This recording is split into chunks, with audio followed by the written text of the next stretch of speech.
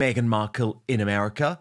She is now being criticized by both major celebrities and major political figures too.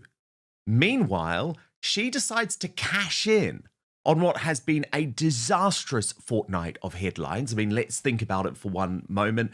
The total failed reconciliation with King Charles after all of those leaks to the US media, which backfired, and the whole world thinking, you are just a total bitch, not even giving a damn about the fact that your dad is stuck on the 19th floor of a high-rise building. So in that context, Meghan thinks, oh, I know, I've got to use this negative coverage to push out my products which have already flopped using her totally bizarre calligraphy. As the Royal News Network put it, Meghan Markle might think her cursive is cute, but it's sometimes illegible. If she's going to continue trying to make it a thing, it would be smart to make it more digestible to a generation that wasn't taught cursive. And look, this was the post. I mean, seriously, this woman can't write, okay? She can't write because it is impossible to read. The note says, let me tell you about the birds and the bees and the flowers and the trees and the moon above. Then the post's caption completes the phrase, and a little thing called love. Obviously a reference from the 1965 song, The Birds and the Bees. What are you talking about? What are you thinking? But there's something really weird about the cursive, right? Queer Lips of Truth put it to me this way, writing, Meghan Markle's calligraphy is a perfect window into her soul, a swirling mess of vanity and pretension masquerading as elegance. What could be simple, legible script evolves into an overwrought spectacle of exaggerated loops, high flow and ascenders that reach for the heavens like they're auditioning for a royal decree, and those needless flickers at the ends of letters, little dramatic flourishes that scream, look at me, rather than convey actual words. No sane person writes like this in everyday life. It's the handwriting equivalent of wearing a tiara to the grocery store. All show and no substance, revealing a personality more concerned with performative sophistication than genuine communication. And he asked me for my thoughts, and I have to say, so there. I am so there for you. I don't know if other people have really picked up on this, but the calligraphy is totally weird. It's always been weird. It shows how she's always had this total elevated status about who she thinks she is, living in this pretend world, living in this fantasy world. And I just feel desperately embarrassed for her. Of course, she also decided to show off her living room, didn't she? So again, we know that this is all about trying to use what are very low moments in the life of her husband to try and continue to flog her product, which is not working. Let's be honest, the brand is as dead as a dodo, as I like to say. Meanwhile, let's get to this criticism now, which is coming from both the entertainment world and the political world. So first up, May Mailman. Now, she is Stephen Miller's top aide in the Trump administration. Goes on a major New York Times podcast, and in what was described as an extraordinary, entirely unprovoked salvo, really spoke about the fact that Meghan Markle's syndrome, that concept of woke victimhood, is a big part of the current downfall of not just America, but the West. Listen to this. Is a culture of victimhood, a glorification of victimhood that is ultimately bad for Western civilization and bad for the country. And I think you can notice it in little pieces, like when Justice Kavanaugh was going through his confirmation hearings, the need for grievance sessions, the need for coloring books, the amount of emotional support people needed to suffer through Trump's electoral victory. And I think that there's this culture that universities have been perpetuating. Maybe I call it Meghan Markle syndrome as well, where like the greatest good, the greatest height that you can be is a victim. And then we come to Stassi, I think it is, Schroeder. Not someone who was on my radar, I've got to be totally honest, but a big reality star in the US, most famous for the Bravo series Vanderpump Rules. My fiance, totally obsessed with this woman, so he was giving me a bit of a rundown. But she has unfollowed Meghan Markle. And on her podcast, Stassi Schroeder talks to Taylor Strecker about exactly why she has done that after giving her years of support. Watch. Big news. Outspoken is now available as a podcast too. So please do subscribe wherever you get yours, Spotify, Apple Podcasts, and make sure you rate and review. I'll take 5 stars, if you may. I am furious. I'm furious for you. And this is the last straw. Yep. I'm not watching her show anymore. I'm not going to talk about her anymore. I am going to unfollow her right now. Literally, I'm unfollowing her. Like, done. Like, when you're sending PR boxes to people who talk shit about you, like, Claudia and Jackie don't talk shit about her. Right. But they literally, they've questioned her. Right. And they also say, I wonder what Stassi's thinking about this. Yes. I wonder what Stassi's thinking about this because Yes. Stassi's her #1 fan. Everyone fucking knows. No longer. No longer. Unfucking follow. Damn. Honestly, you know what's so fucked up? I'm like, my feelings are hurt, and I'm a toxic fan. I'm fine with it. I was a toxic fan that is now a toxic hater. I will say this. I think that now that you unfollowed her, you're going to fucking get a PR package. It's this really weird. Do you think that it's like, do you think it's like PTSD from the royal family? If you don't like question her, abuse her, like if you like her, she like thinks you're crazy, maybe now she'll finally get the fucking picture. I hope. I think that it is like, I've thought about it now. And I think that, first of all, the strategy to pay attention. It was living rent free in my head. The strategy to pay attention to your haters and not your fans is so fucking batshit crazy. It really is. I think it's her way of trying to control the narrative. I think she's controlling. So she's like, kill them with kindness. Kind of a vibe. She's like, it's like Blake Lively. It's giving Blake Lively. It's giving control freak Blake Lively. Yep. And I'm out. So I'm tapping busy. out. Oh, it's totally giving Blake Lively. And of course, she was referring to the sisters, Jackie and Claudia Oshry of the podcast The Daily Toast, who did receive that PR package from As Ever, despite being critical of Meghan in the past. I think we know, though, why Meghan is dissing Stassi and ignoring her, because remember, Stassi was caught up in one of those ridiculous 2020 sort of Black Lives Matter, Me Too scandals. And you know what it's like with Meghan Markle. If anyone is caught up in any scandal, even if we're talking about Tyler Perry, she just ditches them for good. But there was more. Listen to this. So last night, Yes. I heard a rumor that got confirmed today. that. I was going to just ask you on air, but I got confirmation. So last night, I saw a little comment that said, Claudia Oshry, Yes. got Meghan Markle's PR package. Oh, And I'm like, I'm going to ask Taylor this. oh my God. This is so live fucking funny. on the podcast. And then I was listening to the toast as I was doing my makeup today.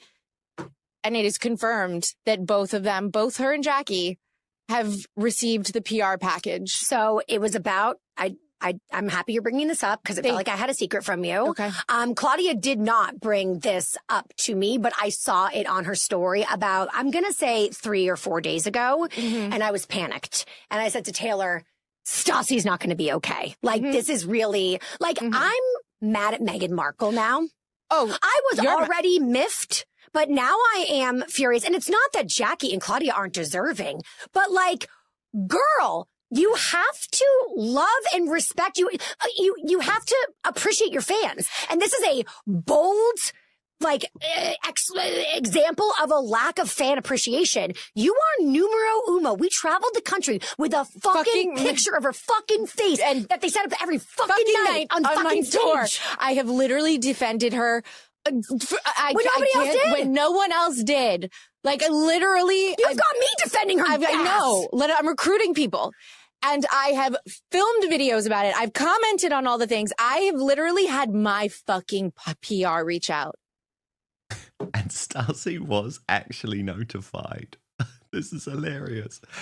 That she was going to be sent a PR package from As Ever, but it never arrived. Now, this was about 5 months ago.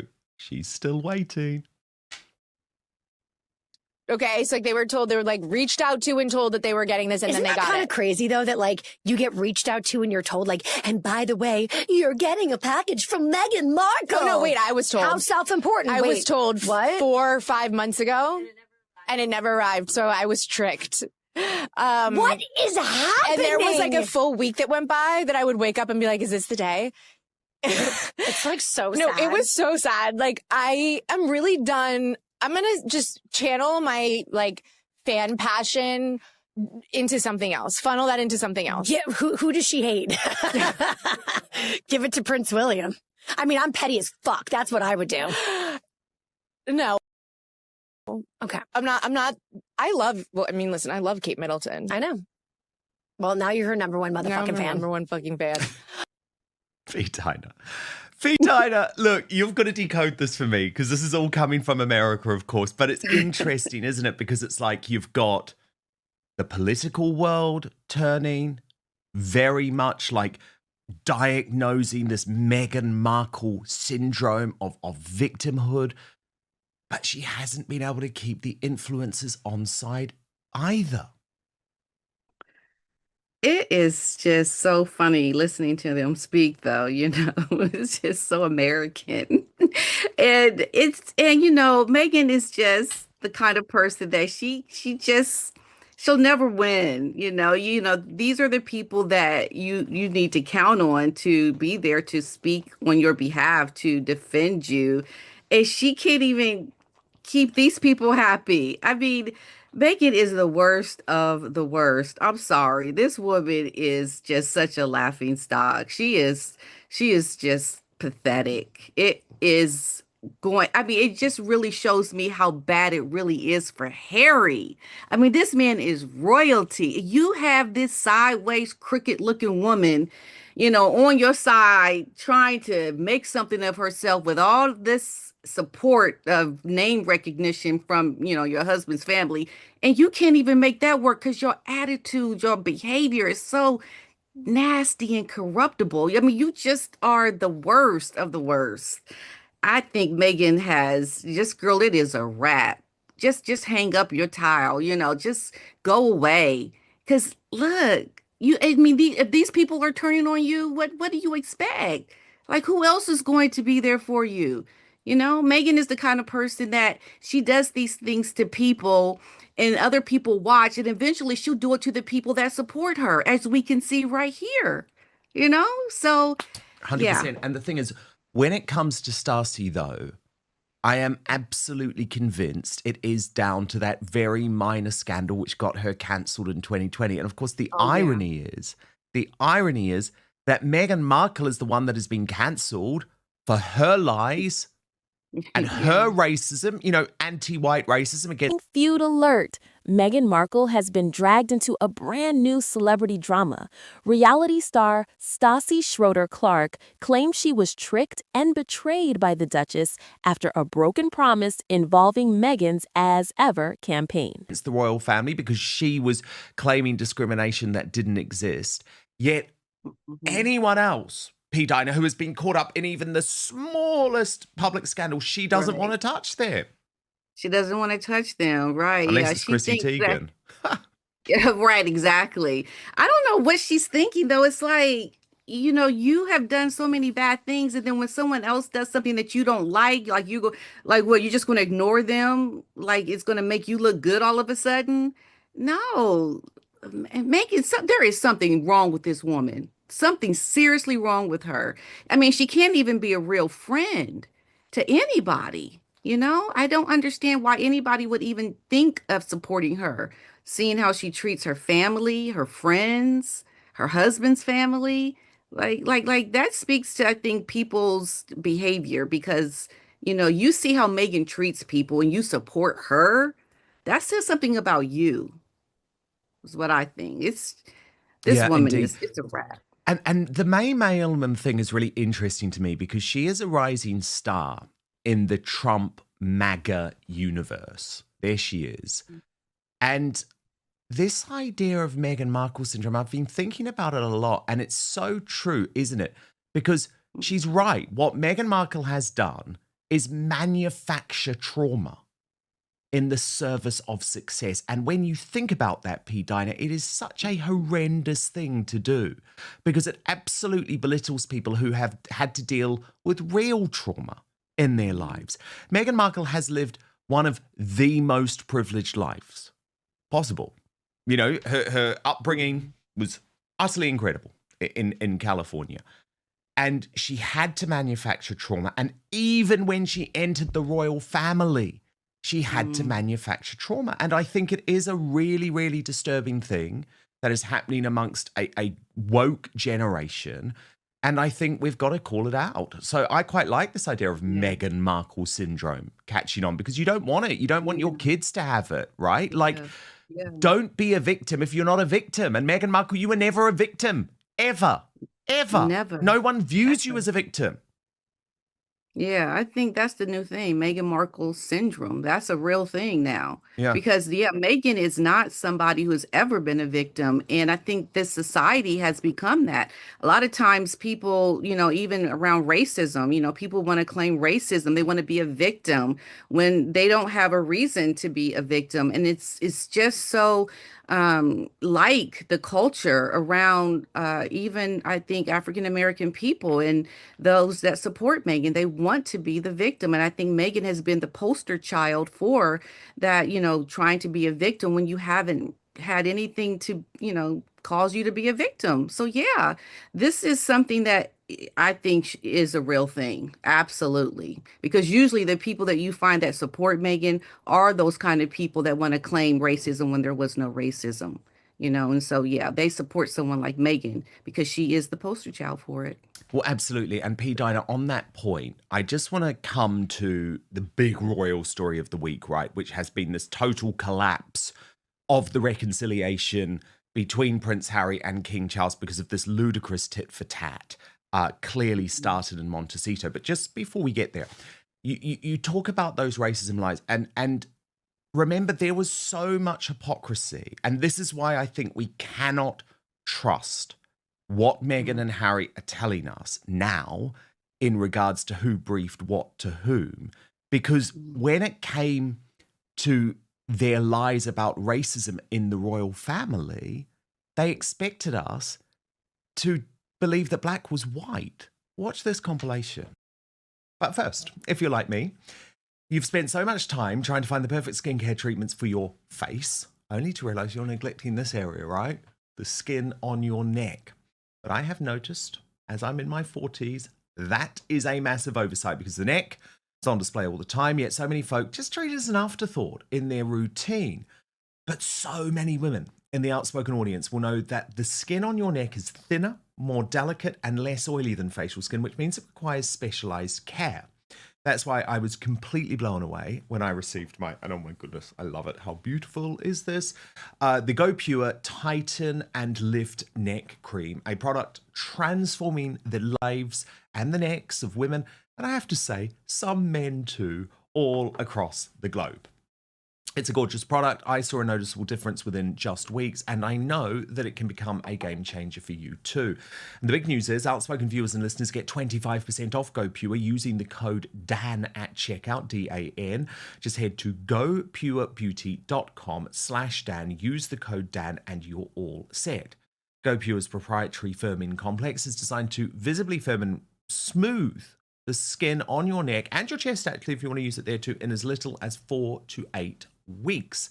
In a consumer study, 100% of users said their skin looked more supple, 97% noted a firmer appearance. What incredible numbers! Indeed, Go Pure's full line of science-backed skin and body care have delivered for over 100,000 real women with real results. Dermatologist recommended, cruelty-free. I know how important that is for so many of you. And with over 1 million jars sold, this beauty secret can no longer be called a secret, right? So tighten, lift, and restore elasticity in your neck because your skincare routine shouldn't stop at your jawline. For a limited time, outspoken viewers and listeners get that whopping discount, 25% off. You just have to use the code DAN, Dan at checkout. So head right now to gopurebeauty.com/Dan, use the code Dan, and you're all set.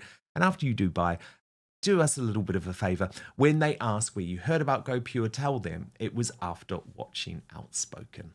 But now, back to the show. And I will say, I've never used the R word. No. I'm still going to call it racism. In the Oprah interview, you accuse members of your family of racism. You don't even... No, we didn't. Well, the British press said that. And the specifics around her race, did Meghan ever mention that they were racist? And if a member of his family will comfortably say, we've all had to deal with things that are rude. Rude and racist are not the same. This is about race. Attacks on them were different because of race. Because this was different, you know. It's different because of the race. That is racism. So, like, why should we trust them now? Right. Yeah. I mean, Megan has tried to gaslight people, and, Yes, that's the Harry word. is just delusional and everything. It's like what I say on my channel. I'm giving you the side eye. What are you talking about? This couple has tried. They don't know what they're doing. They are just scrambling, trying to make something of themselves. And I mean, they just fall to the racism. And oh no, Harry's like, no, it wasn't racism. And Megan's like, oh yes, it was. Yes, it was. Like, get on the same page, please. You guys are completely, like I always say, not aligned in purpose in everything that you do. This couple is backwards in terms of, they're trying to walk together. That, Harry's trying to go one way, Meghan's going the other, and they are a walking disaster. And anybody that gets behind them, this whole support with this humanitarian award, whatever, that's not good for your brand, because this is the couple that you are going to use as your representation of the work that you do, and they can't even be in agreement on the things that they speak about, what they do, their mission, how they treat people.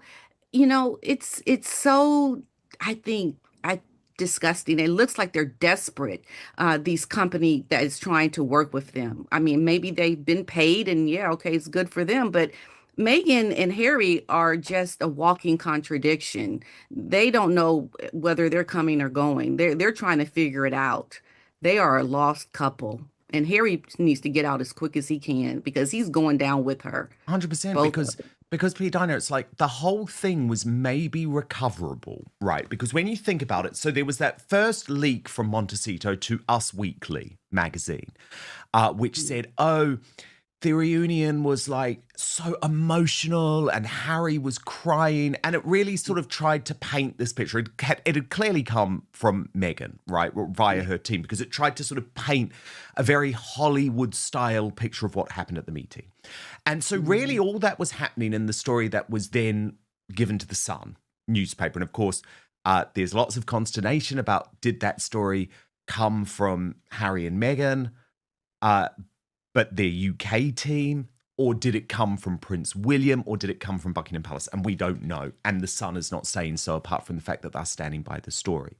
But what we do know is that they were telling the truth about what had actually gone down in the meeting between Charles and Harry, right? It wasn't like this Hollywood reconciliation with tears and hugs. It was a cold, formal meeting.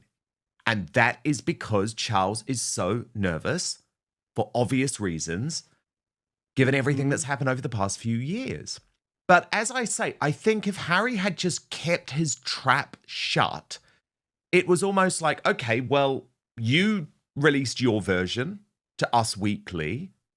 Now the facts have been balanced up in this release to the Sun, right? Not really much damage done. But then comes his bombshell statement on the Saturday night, because he just cannot resist. Then comes the leak to the Mail on Sunday, blaming the men in grey suits and like going down this dark conspiracy path, which we know he goes down a lot of the time, right? Because it's also the whole thing about the security and the fact, oh, the royal family probably secretly want me dead. Like it's nutty stuff. And anyway, Shooter Scoop reports that it was Meghan Markle, of course, who with Harry drafted this statement, and it is the statement, P. Diner, and the briefing to the Mail on Sunday that has done so much damage to Harry, rather than the actual story on the Saturday, which he could have just ignored. So yet again, Meghan's getting involved, and you almost have to believe, P. Diner, that she is purposefully trying to sabotage this. Yeah, I think she is, absolutely, because I mean, that would not be good for her for Harry to get back with his family. And I mean, that's where you need to look. It would not be in Meghan's interest. So, of course, she would be the one sabotaging this relationship because, and not only that, that's what she has a history of doing. I did a video talking about and even showing the times when she's been caught actually contributing to something and lied about not being a part of it. That's what Meghan does. You think Harry, her husband, is any different? Like she would have any loyalty to him? No. So yes, Meghan is the culprit. She is the one that is doing these things to sabotage Harry because it is in her interest that he does not have this relationship with his family. She wants that. She wants to control the narrative. She is the one that wants to set the tone for anything that Harry is trying to do. And he is the fool out there thinking he's trying to do something to get back with his family when, unbeknownst to him, the woman he's sleeping with is the one sabotaging him. So, like, wake up out of your ignorance, Harry, and get with the game because this woman is the one that is causing you all these problems. And I think Harry's family knows that. They know, I believe, she is behind it all. That's why the king is so overprotective of anything that he does with Harry because really, you've got Meghan in Harry's ear, and he doesn't want anything to do with her because of what she does. So yeah, I mean, Meghan is just a nightmare. She is no good.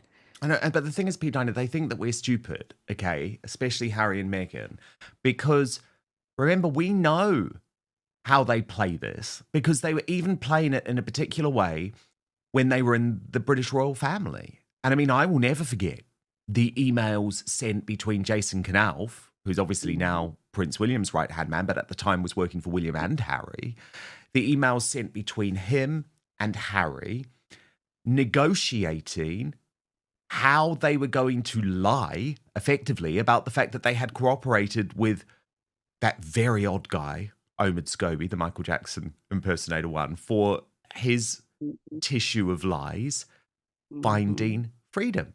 And it's all there. It's all there in black and white because it came out in the court case, right? Like Harry basically saying, oh, yeah, it's really important that you go and speak to them, but of course we have to have deniability. It's like, yeah, this is your whole game plan. And look, that isn't the game plan of Prince William and King Charles. That isn't how they do things.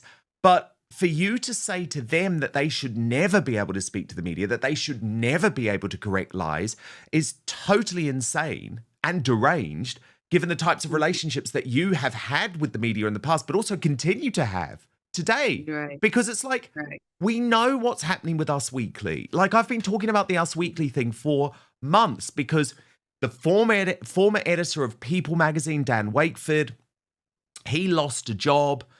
He had to get back in with Us Weekly. So he goes to Us Weekly where he takes over and basically says, I had the relationship with Harry and Meghan at People magazine. I'm going to take over and I'm going to bring the scoops and I'm going to steal the scoops from People magazine to Us Weekly. And so now Harry and Meghan are delighted because they have the two biggest supermarket tabloids in America, People magazine and Us Weekly, fighting for their affections. So when that story appeared in Us Weekly, it's like so obvious where it came from, Right. It's like people aren't stupid. I mean, we're in a different age right now. Like we're more savvy to how this media PR thing works. And Meghan is, I think not going to make the headway that she thinks she's going to make. She's going to do these things and we're going to always know where it's coming from. We're literally watching her be her own demise, her own enemy because of everything she does. Like we can see her pulling the strings. So we're on to her. It's ridiculous. And it's like, when is Harry going to wake up to see that, he is in bed with the woman that is trying to sabotage him and what is really close to him? I mean, you talk about mental health. His mental health, I mean, is really, I think, compromised because of what he's going through with her. And I think he'll never be able to make sense of it. it'll always be something that is going to baffle him because he doesn't want to wake up to what the truth is. And the truth is that Meghan is, I mean, not going to be there for you and to support you. You know, look at what she's done to your family. I think Harry is going to be the one that is going to be the biggest loser, the one who's going to suffer the most because he really thinks that Meghan has his best interest. And I mean, this is sadistic. This is evil. This is just so wrong, especially like when you talk about your mental health, playing these games, doing all of this is very detrimental to one's well-being, you know? And psychologically, how can he ever overcome what she's doing? Shocking feud alert! Shocking feud alert! Meghan Markle has been dragged into a brand new celebrity drama. Reality star Stassi Schroeder Clark claims she was tricked and betrayed by the Duchess after a broken promise involving Meghan's as ever campaign.